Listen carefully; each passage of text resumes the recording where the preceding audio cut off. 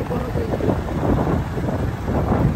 So, dito is papunta sa pero hindi kami pupunta doon for today. So, dito kami sa favorite Oy. So, papunta kami sa kabilang island. Maraming ano dito, maraming restaurant na magaganda. Masarap na restaurant na hindi pa namin napupuntahan. Kasi hindi naman talaga namin maikot ng whole month.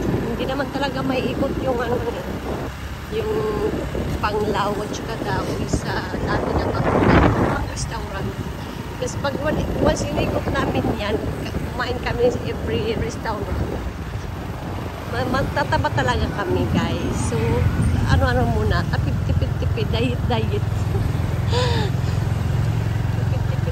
diet muna. Pag may time, ito pag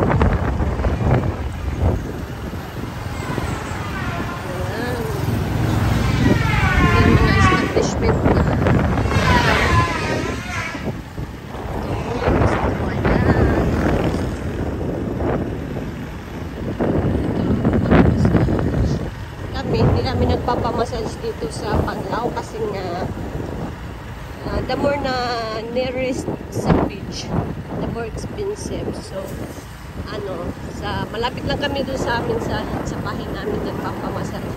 Ano lang yung binayaran namin nung nagpapamassage kami is 800 lang siguro. Ano na yun? Dito naman sa building sa Wales.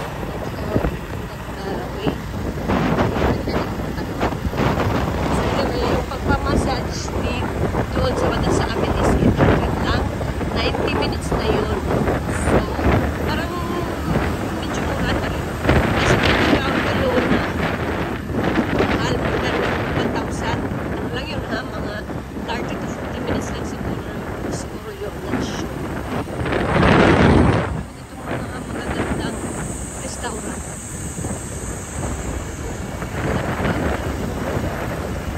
Ito ba? Wala naman yun.